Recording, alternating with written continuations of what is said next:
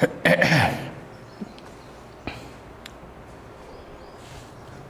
Morning सभी विद्यार्थियों का कक्षा 12 की भूगोल ऑनलाइन कक्षाओं में हार्दिक स्वागत है।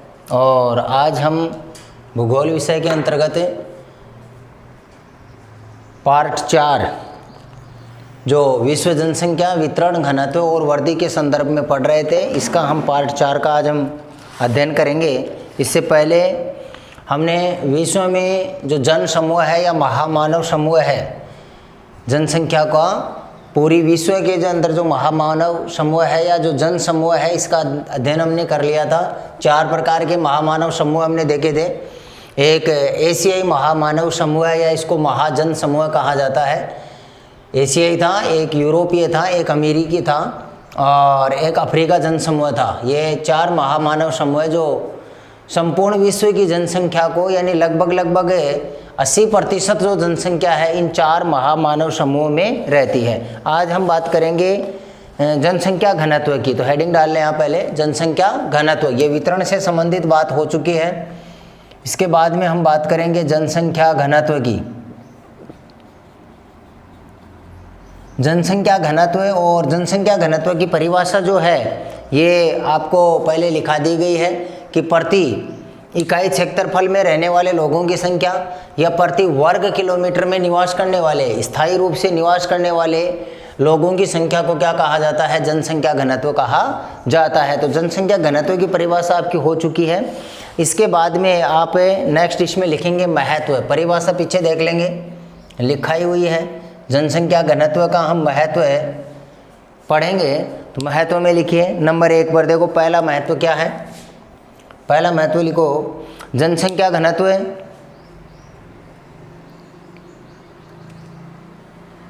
जनसंख्या घनत्व किसी प्रदेश की उन्नति एवं भावी विकास। जनसंख्या घनत्व किसी प्रदेश की उन्नति एवं भावी विकास का अनुमान लगाने में सहायक है।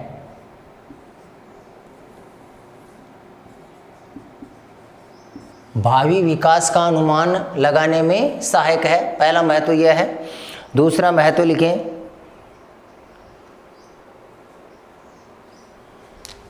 दूसरा महत्व लिखो, किसी प्रदेश का जनसंख्या घनत्व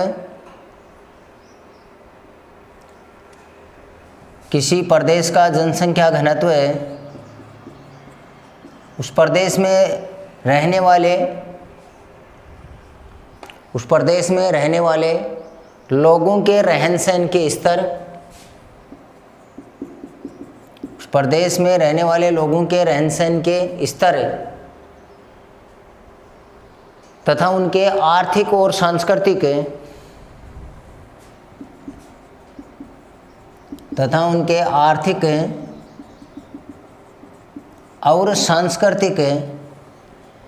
विकास के स्तर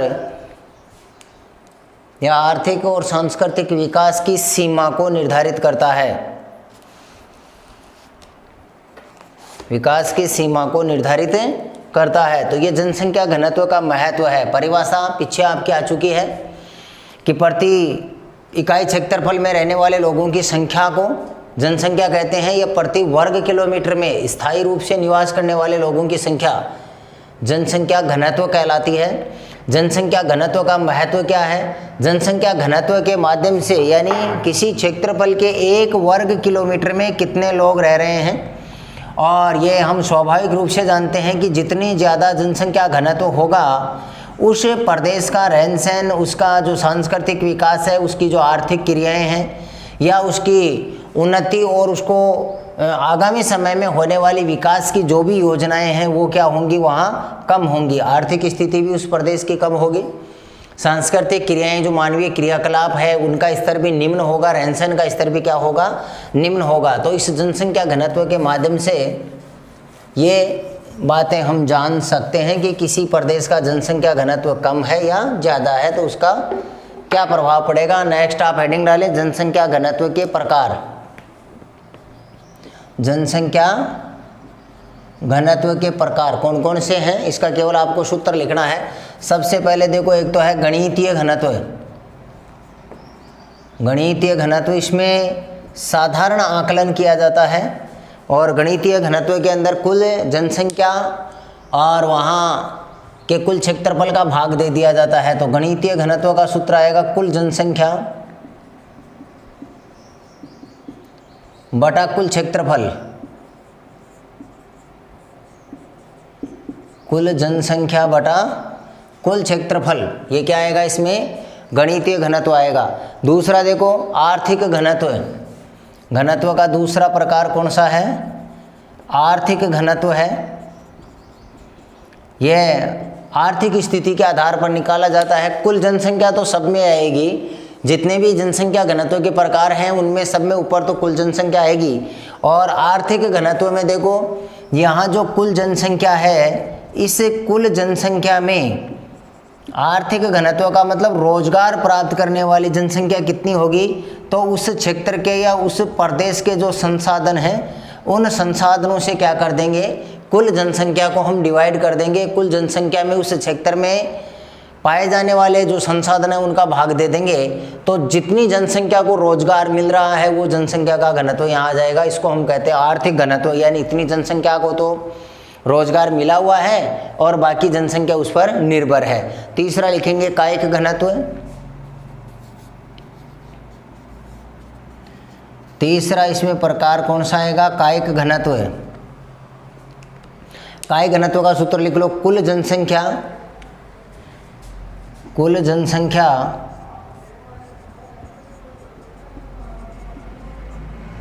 बटा कुल कृषि क्षेत्र।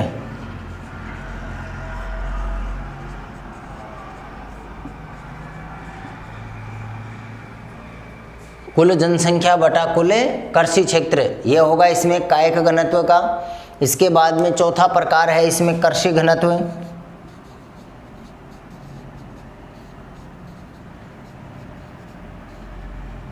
चौथा प्रकार है इसमें कृषि घनत्व।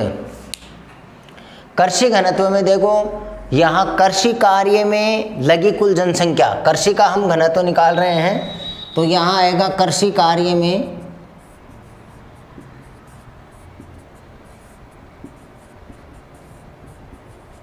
कृषि कार्य में लगी कुल जनसंख्या बटा कुल कृषि क्षेत्रफल।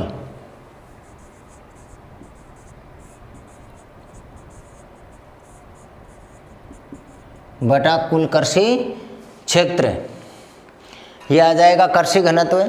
और इसके बाद में है पोषण घनत्व। पांचवा प्रकार लिख लो आप, पोषण घनत्व।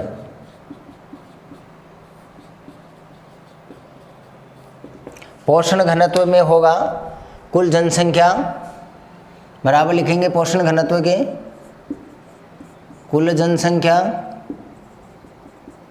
बटा खाद्य फसलों का क्षेत्रफल। खाद्य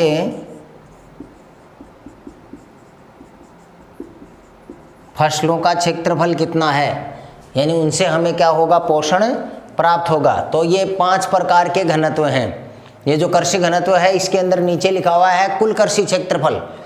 कुल कृषि क्षेत्रफल, इसको सही देख लेना आराम से, थोड़ा सा नीचे आया नहीं है ये, तो इसमें है कुल कृषि क्षेत्रफल। ये है जनसंख्या घनत्व के प्रकार।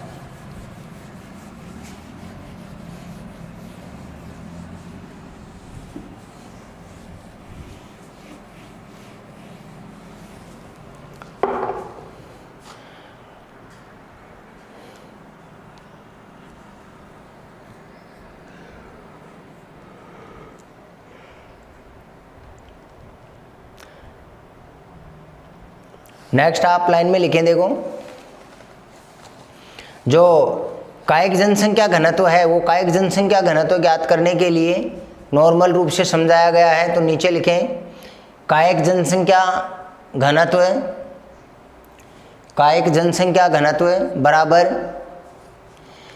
बराबर लिखो, देखो कृषि भूमि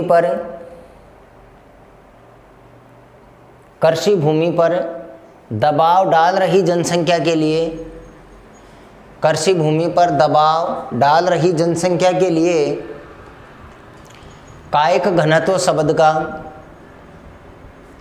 दबाव डाल रही जनसंख्या के लिए कायिक घनत्व शब्द का प्रयोग किया जाता है।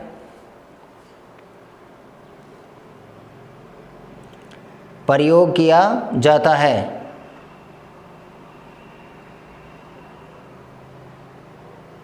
नेक्स्ट लाइन में लिखो, भारत का कुल क्षेत्रफल 32.87 लाख है। भारत का कुल क्षेत्रफल है 32.87 लाख। इसको आप पूरा लिखो तो इसमें कोष्टक में लिख लो 32,87,263 वर्ग किलोमीटर। कुल क्षेत्रफल है 32,87,263 वर्ग किलोमीटर। बाकी ये लिखो आप, भारत का कुल क्षेत्रफल है 32.87 लाख यानी 32,87,263 किलोमीटर है तथा कृषि क्षेत्र 14.26 लाख वर्ग किलोमीटर है। कृषि क्षेत्र है 14.26 लाख वर्ग किलोमीटर है तथा भारत की कुल जनसंख्या 121 करोड़ है। भारत की कुल जनसंख्या 121 करोड़ है। तो इस प्रकार भारत का कायिक घनत्व, भारत का क्या ज्ञात करना है हमें, कायिक घनत्व ज्ञात करेंगे। तो भारत का कायिक घनत्व देखो कितना होगा। कायिक घनत्व हमने देखा था भाई कुल जनसंख्या बटा कुल कृषि योग्य क्षेत्रफल। कुल जनसंख्या 121 और कुल कृषि योग्य जो भूमि है यानी कितनी दूर के अंदर हम क्या कर सकते हैं, कृषि कर सकते हैं।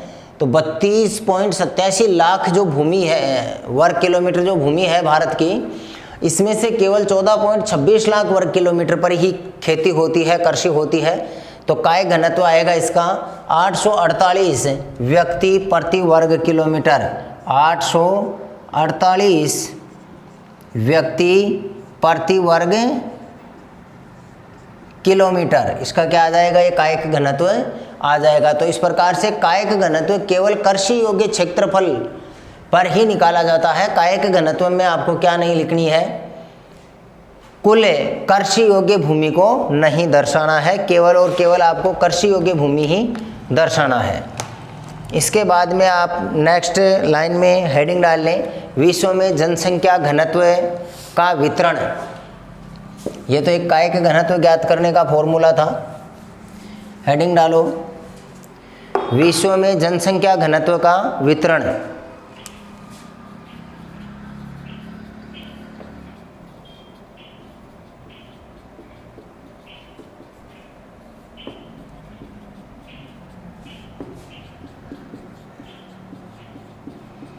और जनसंख्या घनत्व का वितरण, जिस प्रकार से हमने जनसंख्या का वितरण पढ़ा था, घनत्व में और वितरण में अंतर इतना ही है कि जनसंख्या का वितरण का मतलब बिखराव से संबंधित है। भाई कोई भी क्षेत्रफल है और इस क्षेत्रफल में कहीं जनसंख्या, इसमें संपूर्ण क्षेत्र की हम क्या कर लेंगे, जनसंख्या को देख लेंगे कि जनसंख्या किस प्रकार से इस क्षेत्र में बिखरी हुई है। ये तो इसका जनसंख्या का वितरण है। और घनत्व में क्या किया जाएगा, घनत्व में प्रति वर्ग किलोमीटर में कितने लोग रह रहे हैं उसका हम देखेंगे। जैसे जनसंख्या 500 है तो हम देखेंगे कि भाई कोई भी क्षेत्र है, पर्वतीय प्रदेश है या मैदानी प्रदेश है, रेगिस्तानी प्रदेश है, कोई भी अपना जो प्रदेश है, और उस प्रदेश में, उस क्षेत्र में कितने लोग रह रहे हैं, 500 लोग रह रहे हैं। लेकिन उसका घनत्व निकालेंगे तो हम देखेंगे कि प्रति वर्ग किलोमीटर में कितने लोग रह रहे हैं। तो ये घनत्व उसी जनसंख्या वितरण का कहीं कम होगा और कहीं अधिक होगा। तो विश्व में जनसंख्या घनत्व का वितरण इसमें लिखो, विश्व जनसंख्या ब्यूरो वाशिंगटन के अनुसार, विश्व जनसंख्या ब्यूरो वाशिंगटन के अनुसार 2013 में विश्व जनसंख्या ब्यूरो विश्व जनसंख्या की रिपोर्ट का निर्धारण रखने वाली एजेंसी है विश्व जनसंख्या ब्यूरो वाशिंगटन के अनुसार 2013 में विश्व का जनसंख्या घनत्व 2013 में विश्व का जनसंख्या घनत्व 47 व्यक्ति प्रति वर्ग किलोमीटर 47 व्यक्ति प्रति वर्ग किलोमीटर विश्व का तो यह है। इसके बाद में नीचे लिख लो आप एशिया का है 116, यहाँ लिखोगे व्यक्ति प्रति वर्ग किलोमीटर। अफ्रीका का है 27, अफ्रीका का 2013 की रिपोर्ट के अनुसार जनसंख्या घनत्व अफ्रीका महाद्वीप का है 27, उत्तरी अमेरिका का है 16। उत्तरी अमेरिका जो महाद्वीप है, उत्तरी अमेरिका इसका है 16 है। यूरोप महाद्वीप है इसका 32 है। और कौन सा बचा? एक है ऑस्ट्रेलिया और एक दक्षिणी अमेरिका। तो दक्षिणी अमेरिका का है 20।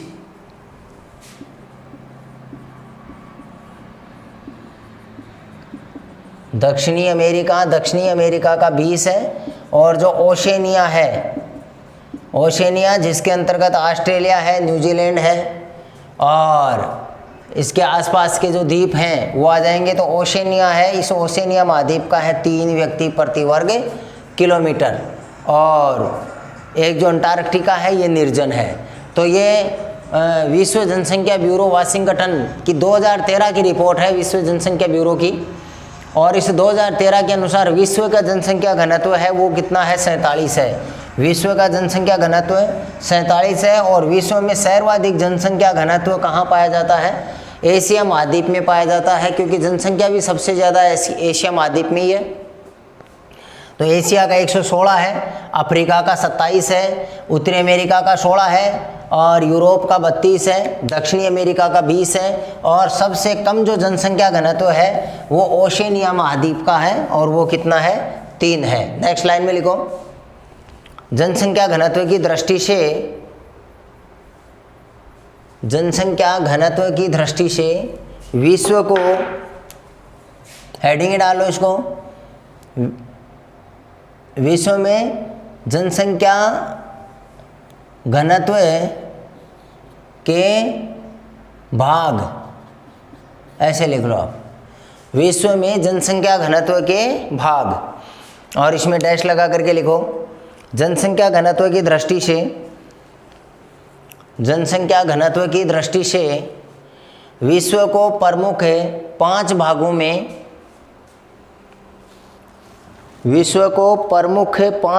में बांटा गया है। विश्व को प्रमुख 5 भागों में बांटा गया है। इसमें पहला भाग है अति सघन जनसंख्या। अति सघन जनसंख्या यानी अति सघन जनसंख्या वाले क्षेत्र कौन कौन से हैं? तो अति सघन जनसंख्या वाला भाग है पहला, इसमें लिखेंगे जनघनत्व 250 व्यक्ति। यहाँ का जो जनसंख्या घनत्व है या जनघनत्व है, जनघनत्व बराबर लिख लो 250 व्यक्ति प्रति वर्ग किलोमीटर। जनघनत्व 250 व्यक्ति प्रति वर्ग किलोमीटर से अधिक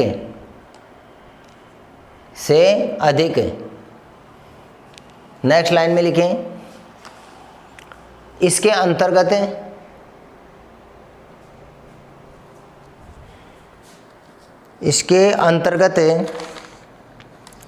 तीन जनसंख्या समूहों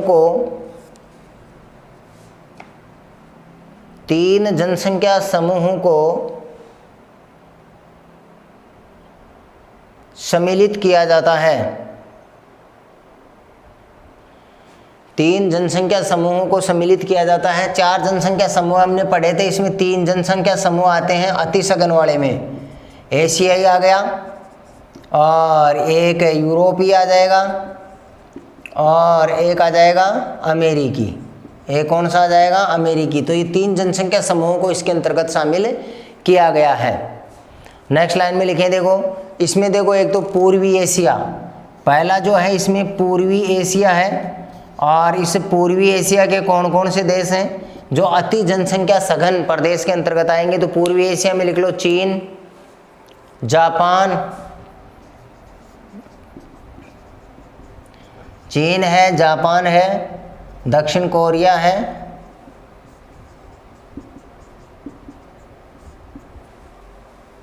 चीन, जापान, दक्षिणी कोरिया, ताइवान और हांगकांग। मैप में देखना है इन सबको।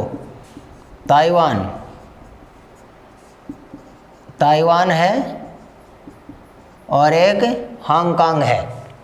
तो ये तो पूर्वी एशिया के अंतर्गत आएंगे, ये एशियाई जन समूह में आएंगे जो हम पढ़ चुके हैं पहले। इसके बाद में देखो दक्षिणी एशिया वितरण में भी हम पढ़ चुके हैं, और एशियाई जन समूह में भी हम पढ़ चुके हैं कि एशियाई जन समूह है वो विश्व में कहाँ कहाँ फैला हुआ है। दक्षिणी एशिया के देश लिख लो, भारत,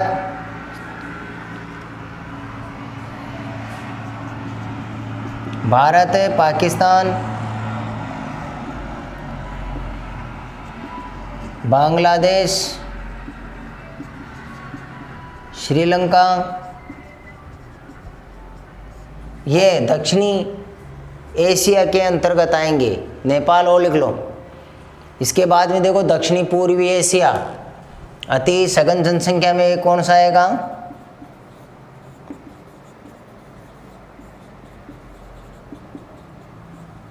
दक्षिणी पूर्वी एशिया।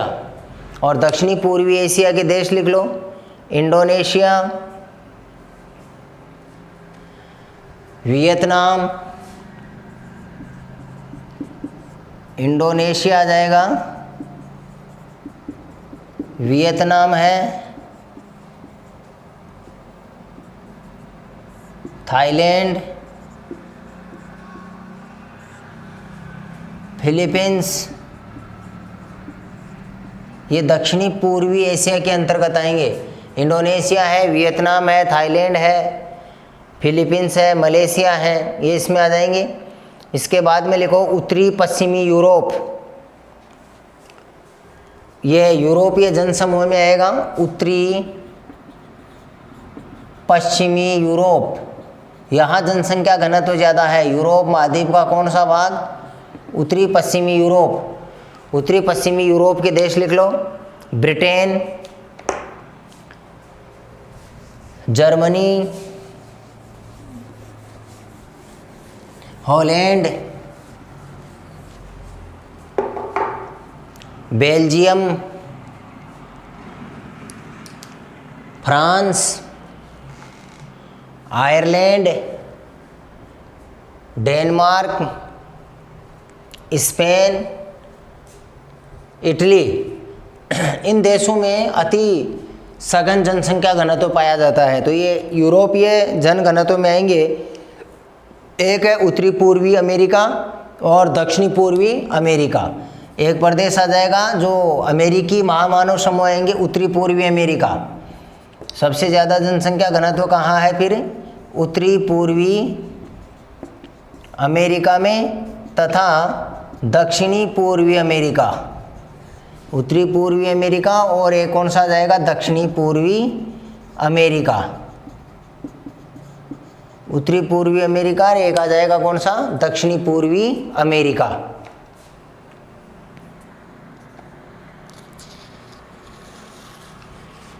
ये अति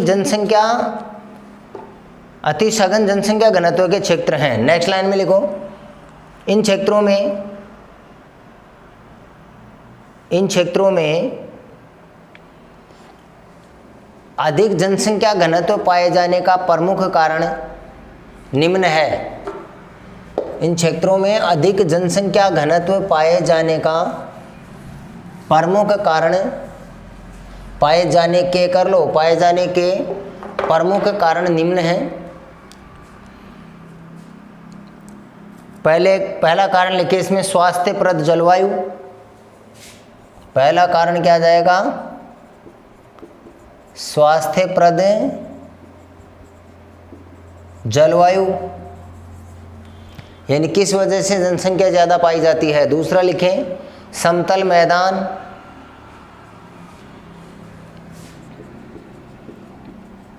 समतल मैदान है। तीसरा लिख लो उपजाऊ भूभाग,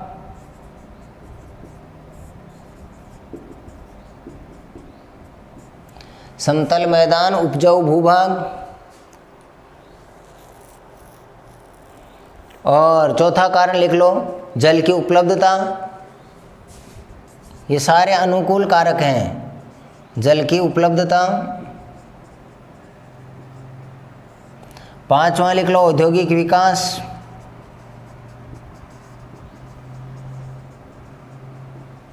औद्योगिक विकास। और एक कारण लिख लो परिवहन व संचार की सुविधा। छठवां लिख लो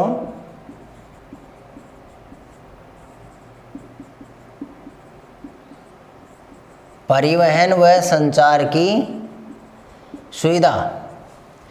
ये कारण हैं और इन कारणों की वजह से इन क्षेत्रों में जनसंख्या है वो अधिक पाई जाती है। तो ये आ जाएगा अति सघन जनसंख्या घनत्व वाले क्षेत्र।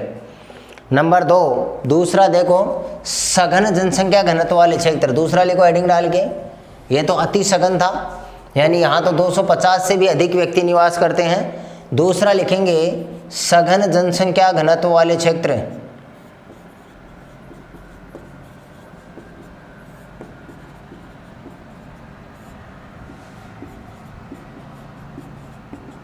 सघन जनसंख्या घनत्व क्षेत्र। और इसमें लिखो जन घनत्व 100 से 250 व्यक्ति।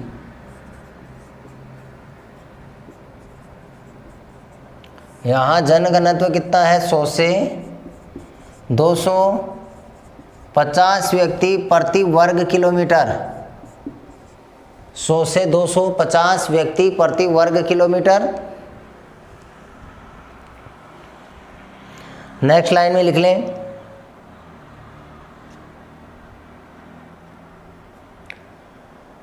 दक्षिणी पूर्वी यूरोप, यानी इसके अंतर्गत कौन कौन से क्षेत्र आएंगे। तो इसमें एक तो लिख लो दक्षिणी पूर्वी यूरोप,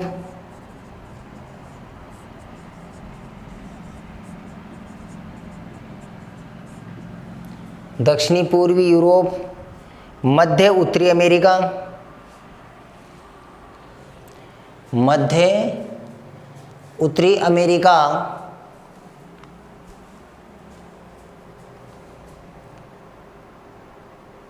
अफ्रीका के तटवर्ती भाग, अफ्रीका के तटवर्ती भाग जो हैं वहीं पाई जाती है ज़्यादा जनसंख्या, बाकी तो सामान्य ही है। अफ्रीका के तटवर्ती भाग तथा एशिया के आंतरिक भाग, तथा एशिया के आंतरिक भाग, यानी जहाँ अति जनसंख्या घनत्व था उस अति जनसंख्या घनत्व के आसपास का जो क्षेत्र है वहाँ सघन जनसंख्या घनत्व पाया जाएगा। इसके बाद में तीसरा जनसंख्या घनत्व का प्रकार लिख लें सामान्य या मध्यम जन घनत्व वाले क्षेत्र। तीसरा है सामान्य या इसको हम कह सकते हैं मध्यम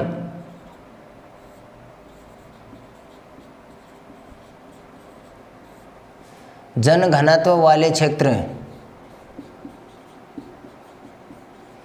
सामान्य या मध्यम जन घनत्व वाले क्षेत्र। इसमें लिखो जन घनत्व 10 से लेकर के 100। यहाँ लिख लो जन घनत्व 10 से 100 व्यक्ति प्रति वर्ग किलोमीटर। 10 से 100 व्यक्ति प्रति वर्ग किलोमीटर।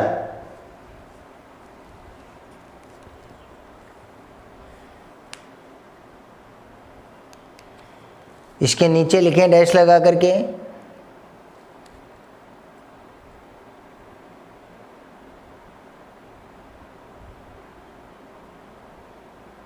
अस्थायी कृषि। अस्थायी कृषि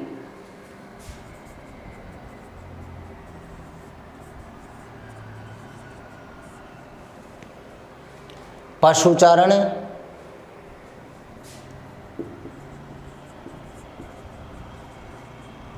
वानिकी तथा मरुस्थलों के निकट, वानिकी तथा मरुस्थलों के निकट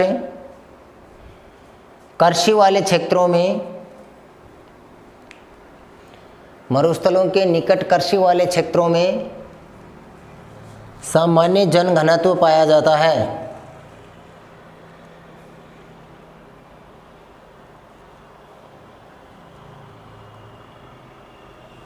सामान्य जनघनत्व पाया जाता है। नेक्स्ट लाइन में लिखें, एशिया, अफ्रीका, एशिया, अफ्रीका तथा उत्तरी व दक्षिणी अमेरिका,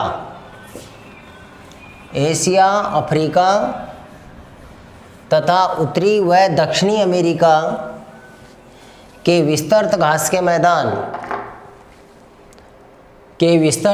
मैदान, सामान्य जनघनत्व वाले क्षेत्रों में आते हैं, सामान्य जनघनत्व वाले क्षेत्रों में आते हैं। और चौथा जनघनत्व वाला क्षेत्र लिख लो, निम्न जनघनत्व वाले क्षेत्र, निम्न जनघनत्व वाले क्षेत्र, निम्न जनघनत्व वाले क्षेत्र हेडिंग डाल लें और इसमें लिखें जनघनत्व 1 से 10 व्यक्ति प्रति वर्ग किलोमीटर। इन क्षेत्रों का जनघनत्व कितना है? जनघनत्व 1 से 10 व्यक्ति प्रति वर्ग किलोमीटर। जनघनत्व हो जाएगा 1 से 10 व्यक्ति प्रति वर्ग किलोमीटर।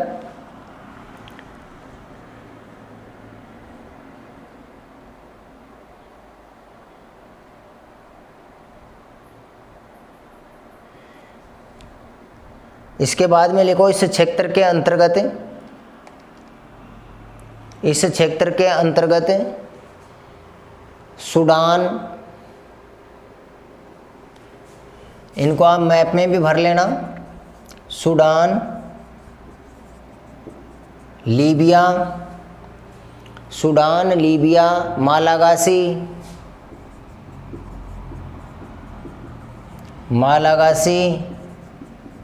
कनाडा, सूडान है, लीबिया है, मालागासी है, कनाडा है, ऑस्ट्रेलिया,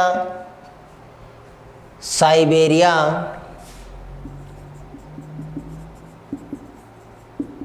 ऑस्ट्रेलिया, उत्तरी साइबेरिया क्षेत्र आते हैं। ये आएंगे निम्न जनघनत्व वाले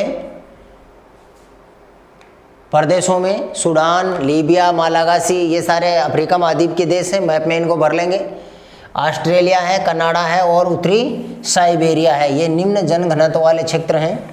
और पांचवा लिखेंगे आप, पांचवा है अति निम्न, या इसको हम जनविहीन क्षेत्र भी कह सकते हैं। अति निम्न, या इसको क्या कहा जा सकता है? जनविहीन जनसंख्या घनत्व का क्षेत्र है।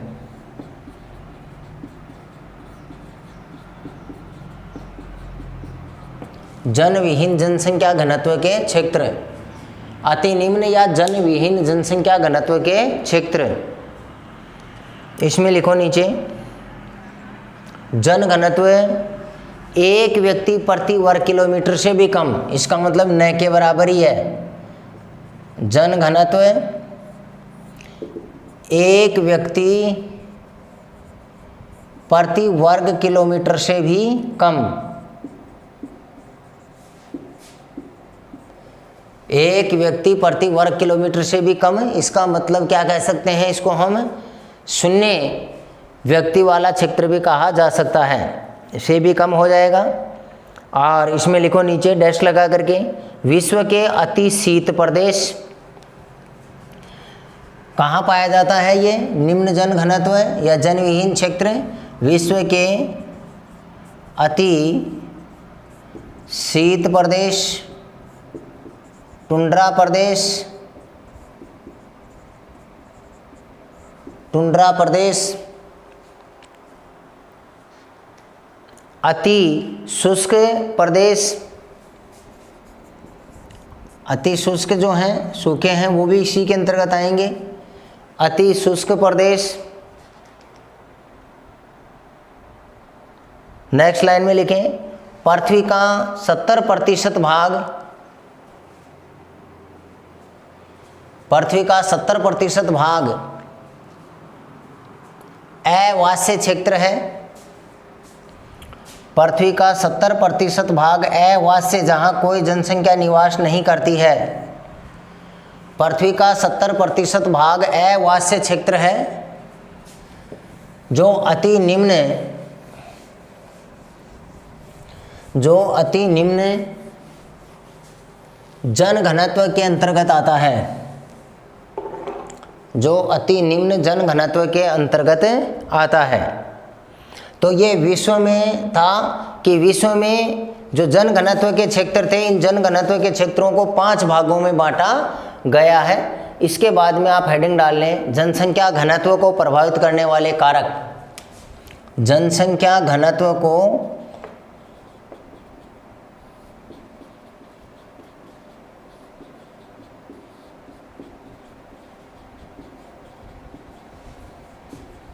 प्रभावित करने वाले कारक। जनसंख्या वितरण को और जनसंख्या घनत्व को दोनों को प्रभावित करने वाले कारक सेम ही हैं। तो जहाँ जनसंख्या वितरण पूछा जाए वहाँ भी यही कारक क्या करेंगे, जनसंख्या वितरण को प्रभावित करेंगे कि जनसंख्या जहाँ ज़्यादा रहेगी वहीं का जन घनत्व भी ज़्यादा रहेगा। बाकी जनसंख्या घनत्व जो है वो क्षेत्रफल के विस्तार पर निर्भर करता है और जो जन घनत्व है वो क्षेत्रफल और जनसंख्या दोनों के अनुपात पर निर्भर करता है। तो कारक दोनों को ही प्रभावित करेंगे, जनसंख्या वितरण को प्रभावित करने वाले कारक और जनसंख्या घनत्व को प्रभावित करने वाले कारक दोनों सेम ही हैं। इसमें सबसे पहला कारक लिखेंगे आप जलवायु।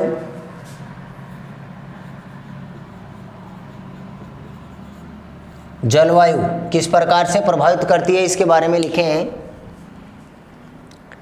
जनसंख्या वितरण और घनत्व को प्रभावित करने वाला सबसे प्रमुख कारक है।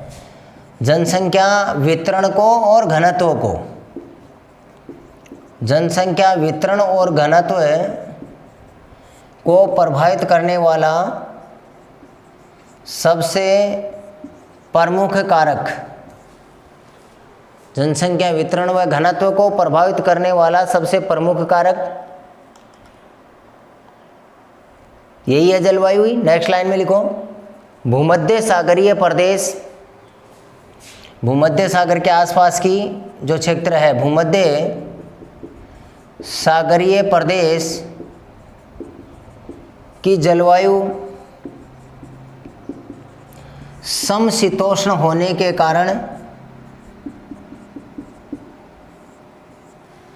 भूमध्य सागरीय प्रदेश की जलवायु समशीतोष्ण होने के कारण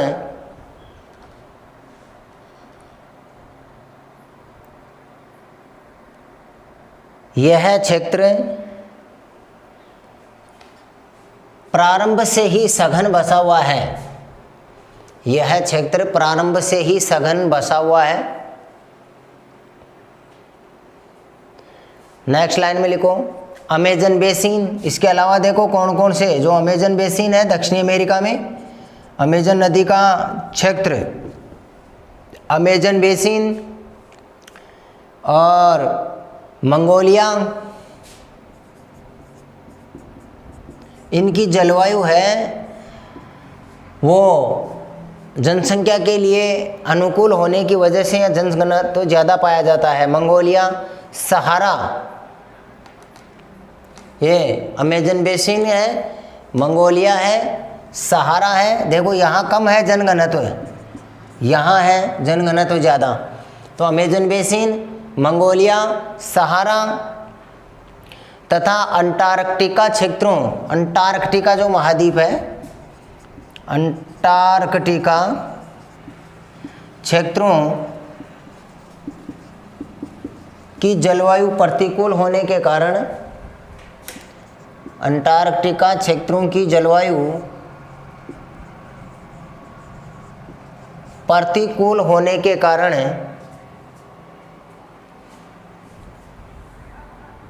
यहाँ बहुत कम लोग निवास करते हैं। यहाँ बहुत कम लोग निवास करते हैं। तो ये जो दोनों एग्जाम्पल हैं, एक तो भूमध्य सागरीय प्रदेश का, भूमध्य सागरीय प्रदेश सघन बसा हुआ है, इसका प्रमुख कारण क्या है? वहाँ की जलवायु समशीतोष्ण। इसके अलावा अमेजन बेसिन है, मंगोलिया है, सहारा है, अंटार्कटिका है, और इन क्षेत्रों में कम लोगों के पाए जाने का प्रमुख कारण क्या बताया गया है? जलवायु बताया गया है कि इनकी जो जलवायु है वो यहाँ रहने वाले लोगों के प्रति अनुकूलित नहीं है, प्रतिकूल है।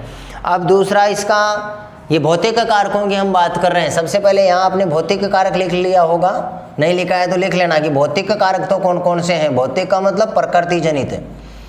तो पहला जलवायु हमने पढ़ लिया है, और भौतिक कारकों में दूसरा हम पढ़ेंगे उचावच, यानी धरातल का जो उचावच है, उबड़ खाबड़ जो है, ये भी जनसंख्या को बढ़ने के लिए प्रेरित करता है कि कहीं जनसंख्या समतल है, कहीं जनसंख्या उबड़ खाबड़ है। तो जनसंख्या के उबड़ खाबड़ और उसके समतलपन, वो भी जनसंख्या को कम ज़्यादा बढ़ने के लिए आकर्षित करता है। तो उसमें लिखो, उचावच में लिखो, प्रत्यक्ष रूप से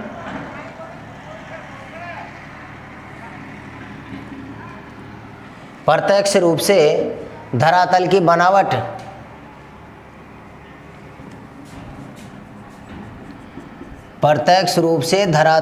बनावट किसी प्रदेश की आर्थिक उन्नति की सीमा को निर्धारित करती है।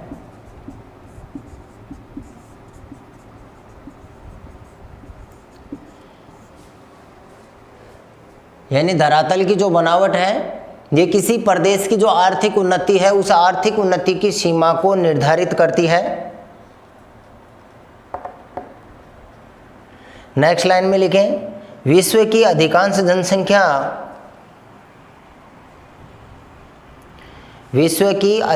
जनसंख्या समतल व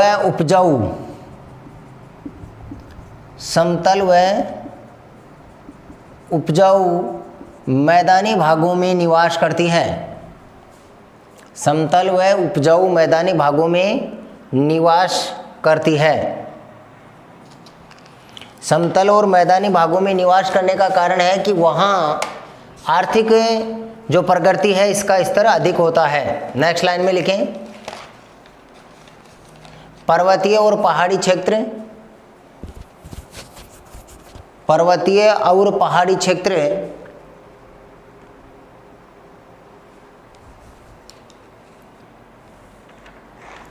कृषि, औद्योगिक विकास तथा आवास के लिए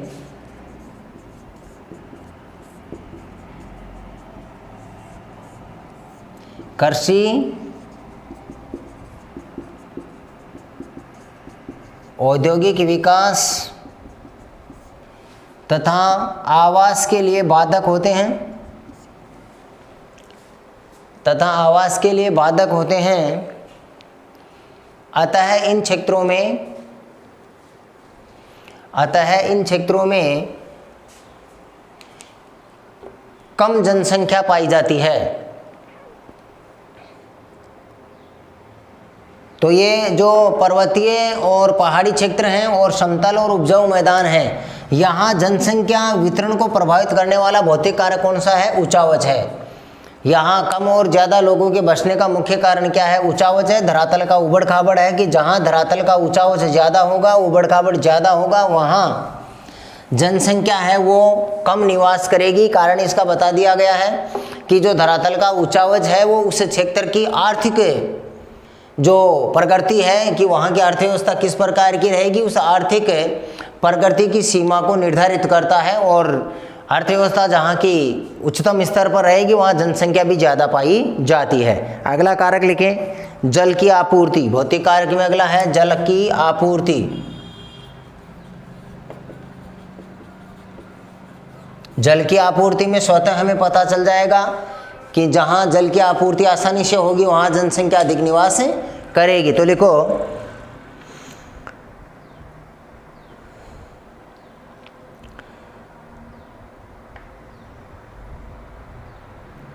जल की प्राप्ति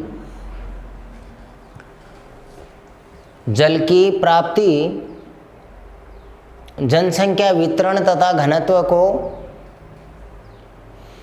जल की प्राप्ति जनसंख्या वितरण तथा घनत्व को अधिक से अधिक प्रभावित करती है। जल की प्राप्ति जनसंख्या वितरण तथा घनत्व को अधिक से अधिक प्रभावित करती है।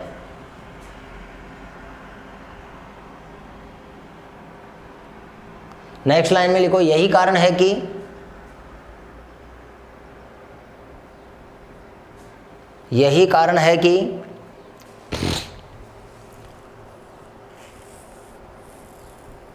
विश्व में नदी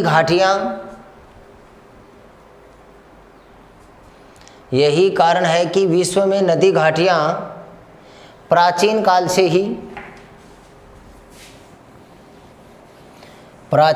से ही सघन बसी हुई हैं। विश्व में नदी घाटियां जो हैं वो प्राचीन काल से ही सघन बसी हुई हैं, क्योंकि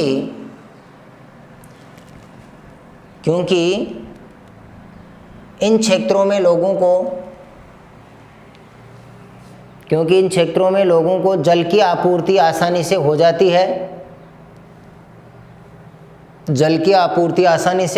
है। जिससे वे जल का उपयोग घरेलू कार्य, औद्योगिक इकाइयों,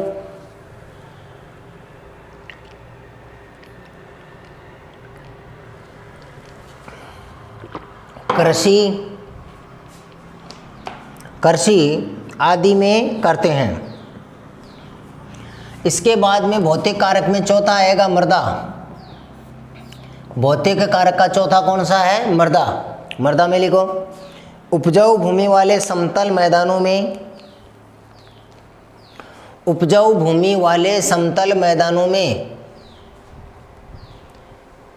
खाद्य पदार्थों की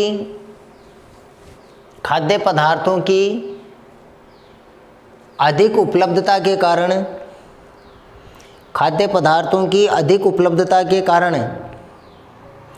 सघन जनसंख्या पाई जाती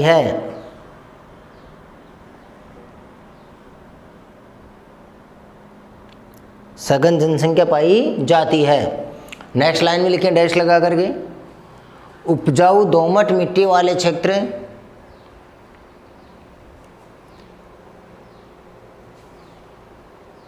में लोग अधिक निवास करते हैं। उपजाऊ दोमट मिट्टी वाले क्षेत्रों में लोग अधिक निवास करते हैं क्योंकि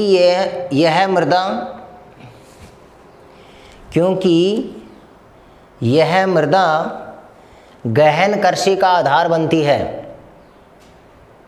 गहन कृषि का आधार है, ऐसे ही लिख लो इसको, क्योंकि यह मृदा गहन कृषि का आधार है। तो ये चार कारक थे, ये तो भौतिक कारक थे। आपको ध्यान में रखना है कि भौतिक कारक जन घनत्व को या जनसंख्या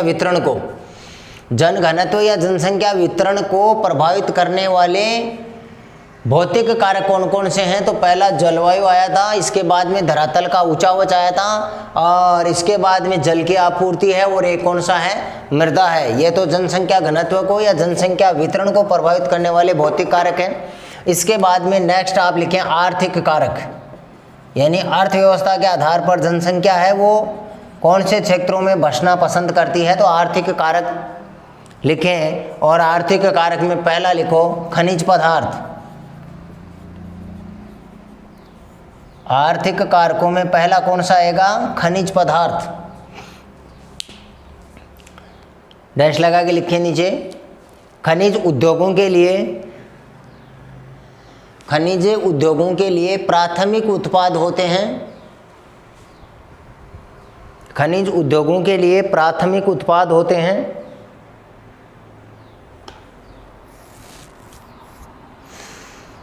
नेक्स्ट लाइन में लिखें खनन और औद्योगिक गतिविधियां, खनन और औद्योगिक गतिविधियां रोजगार उत्पन्न करती हैं।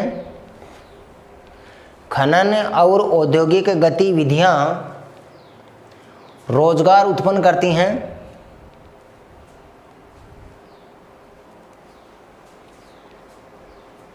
जिस कारण इन क्षेत्रों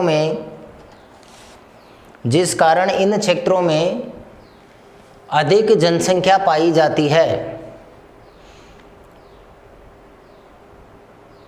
ये खनन और जो औद्योगिक गतिविधियां हैं ये रोजगार का अवसर उत्पन्न करती हैं और इसी कारण से यहाँ जनसंख्या है वो ज़्यादा पाई जाती है, जिस कारण इन क्षेत्रों में अधिक जनसंख्या पाई जाती है। नेक्स्ट लाइन में लिखो अफ्रीका व जाम्बिया की तांबा पेटी। अफ्रीका महाद्वीप है, इसमें जनसंख्या कम पाई जाती है लेकिन इन क्षेत्रों में ज़्यादा रहती है। उसका कारण क्या है? अफ्रीका व जाम्बिया की तो कौन सी है? कटंगा तांबा पेटी है।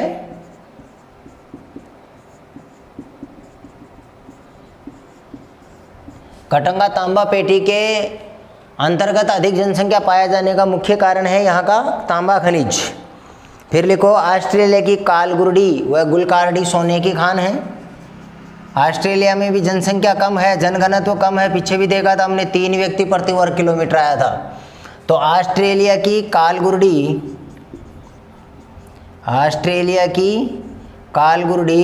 व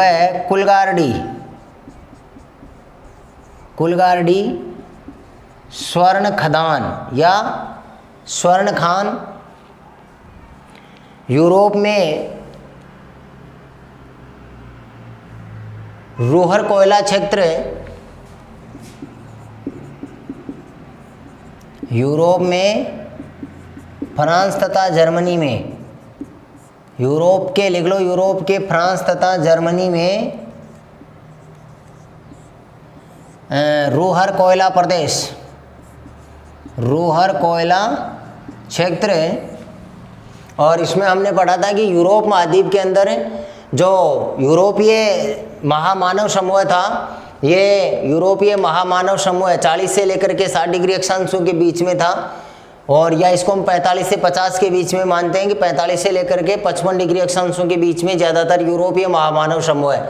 इसके अंदर जो 50 डिग्री उत्तरी अक्षांश है, इसके सहारे एक तो रूहर कोयला पेटी था और एक रूहर का दूसरा प्रदेश आया था फ्रांस में, रूस के नज़दीक था, डोनेट क्षेत्र।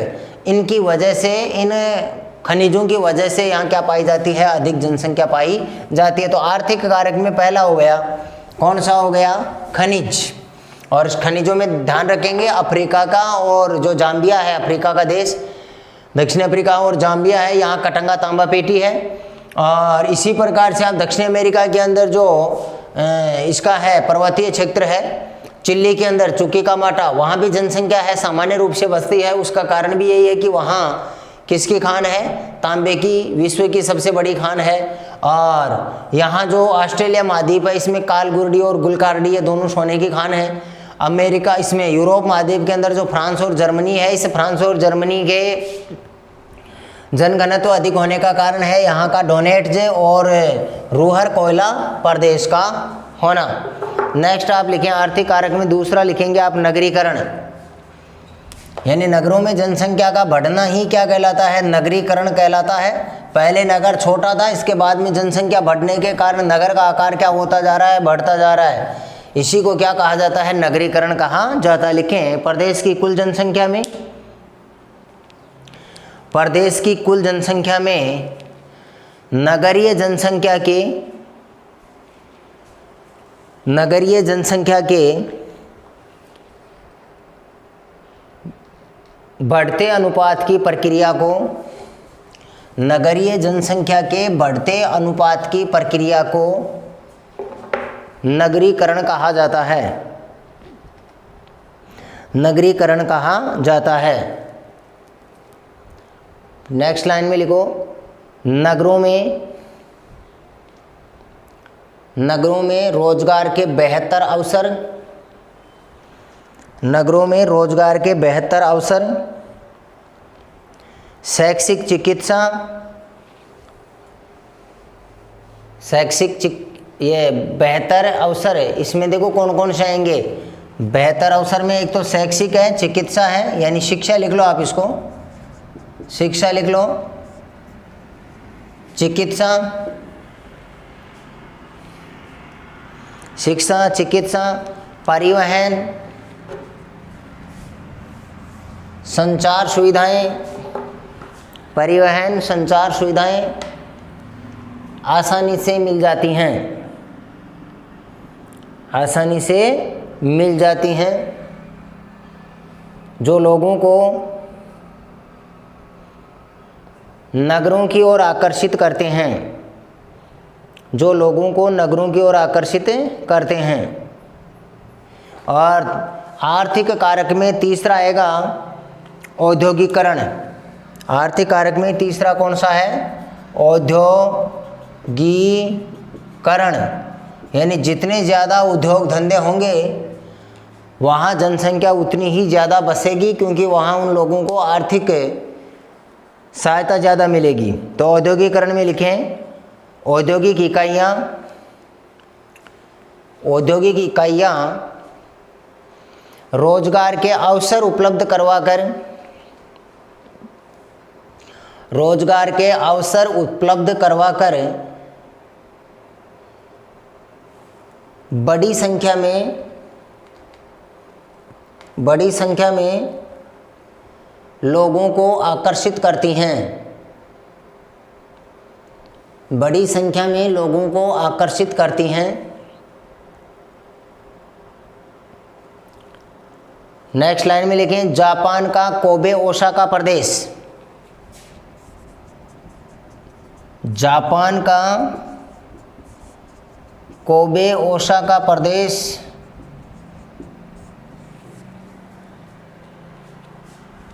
औद्योगिक इकाइयों की अधिकता के कारण, कोबे ओसाका प्रदेश औद्योगिक इकाइयों की अधिकता के कारण सघन बसा हुआ है। तो यहाँ कोबे ओसाका प्रदेश है क्योंकि जापान में हमने पीछे पढ़ा था कि यहाँ किसी प्रकार की कोई प्राथमिक क्रियाकलाप नहीं होती हैं, और ये मुख्य रूप से द्वितीय क्रियाकलापों पर, यानी ज़्यादातर इसकी जो अर्थव्यवस्था का मुख्य आधार है वो उद्योग ही हैं। जापान की अर्थव्यवस्था का मुख्य आधार क्या है? औद्योगिक क्रिया है, विनिर्माण क्रिया है, यानी कच्चा माल लेता है और तैयार माल की फिर पुनः आपूर्ति करता है। तो जापान का जो कोबे ओसाका प्रदेश है, ये कोबे ओसाका प्रदेश किसकी वजह से सघन बसा हुआ है? औद्योगिक इकाइयों की वजह से सघन बसा हुआ है, खनिज की वजह से नहीं है। इसका ध्यान रखेंगे विशेष, क्योंकि जैसे अभी आया था ऑस्ट्रेलिया का कालगुरडीर गुलकार्डी, ये खनिज की वजह से हैं, वो भी एक तरह से औद्योगिक प्रदेश है, लेकिन वहाँ खनन कार्य ज़्यादा होता है और यहाँ विनिर्माण कार्य ज़्यादा होता है। नेक्स्ट लिखें अगला, सामाजिक व सांस्कृतिक कारक। आर्थिक कारक में चौथा है सामाजिक व सांस्कृतिक कारक।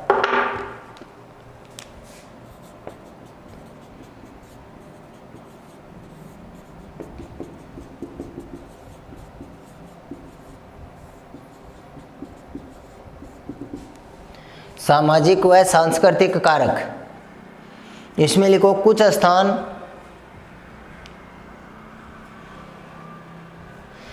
स्थान धार्मिक सांस्कृतिक महत्व के कारण, कुछ स्थान धार्मिक सांस्कृतिक महत्व के कारण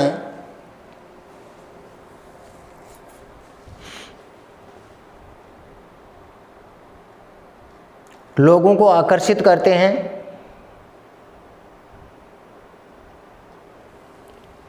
लोगों को आकर्षित करते हैं, जबकि जिन क्षेत्रों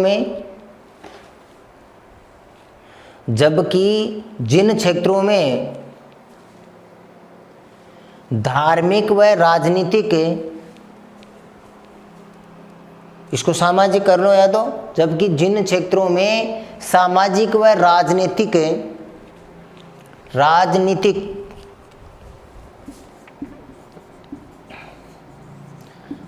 सामाजिक व राजनीतिक अस्थिरता पाई जाती है, सामाजिक व राजनीतिक अस्थिरता पाई जाती है, वहाँ लोग कम बसते हैं या वहाँ लोग कम निवास करते हैं। तो ये थी जनसंख्या घनत्व को प्रभावित करने वाले कारक, और इसके अंदर मुख्य रूप से दो कारक हैं। एक तो आपके भौतिक कारक हैं और एक आपके आर्थिक कारक हैं। भौतिक कारकों में जलवायु थी, उच्चावस्था, जल की आपूर्ति थी और मृदा। आर्थिक कारकों में एक तो खनिज पदार्थ की उपलब्धता आ गई थी, नगरीकरण है, औद्योगिकरण है, और एक धार्मिक और सामाजिक और सांस्कृतिक जो कारक हैं ये भी क्या करते हैं, आर्थिक स्थिति को प्रभावित करते हैं। इसके बाद में आप हेडिंग डाल लें जनसंख्या वृद्धि। जनसंख्या वृद्धि, और इस जनसंख्या वृद्धि को हम नेक्स्ट वीडियो में पढ़ेंगे। अगला जो पार्ट है उस पार्ट में इसका हम अध्ययन करेंगे। Thank you.